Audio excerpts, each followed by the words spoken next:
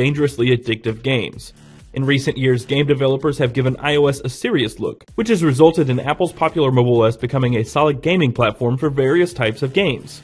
So we've created a list of the top 5 iPad games. The first spot on that list belongs to none other than one of the iOS exclusive titles, Infinity Blade. Released just last week was the third and final episode of the trilogy, Infinity Blade 3. If you followed along with the storyline, you will note that this episode picks up where Infinity Blade 2 left off, with Cyrus pressing forward to defeat the Worker of Secrets. If you haven't and you're just starting up with Infinity Blade 3, it's just as easy to pick up, though you may not understand the whole story until after a few attempts. Basically, you're in a post-apocalyptic world battling an army of deathless titans in a journey to destroy the Worker. As you progress, the titans become more difficult, and like other Infinity Blades in the series, the game is utterly repetitive, in a good way. Once you die, you are spawned once again and start from the beginning, Cyrus's hideout. Built on the Unreal Engine, the graphics and gameplay, as expected, are stunning. Controls are built for ease of use on tablets, making Infinity Blade one of the best ever mobile game titles.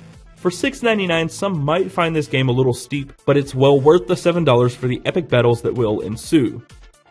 Call of Duty is a game most gamers can immediately associate with. Not everyone likes the Call of Duty titles, as they're more often an arcade-style FPS, as opposed to similar games like Battlefield. But for this list, we've included Call of Duty Strike Team. Frankly, we would have included Modern Combat 4 in the place of Call of Duty Strike Team, as the actual gameplay in combat is a little more polished. However, Strike Team has one unique gameplay style that keeps us coming back: a third-person top-down strategy mode, where you control your team from above.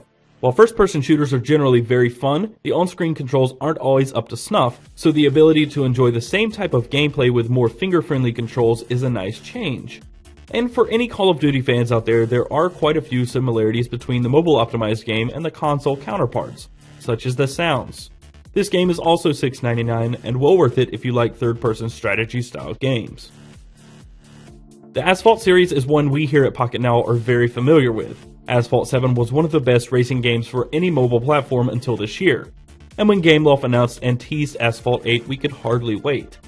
To be completely honest, Asphalt 8 wasn't all it was hyped to be, but it doesn't disappoint either. The graphics are great, the controls are nimble and fun, and it's still one of the most engaging and fun mobile racers out there. Best of all, it's only 99 cents, but there are a ton of in-app purchases to speed you along through various seasons more quickly.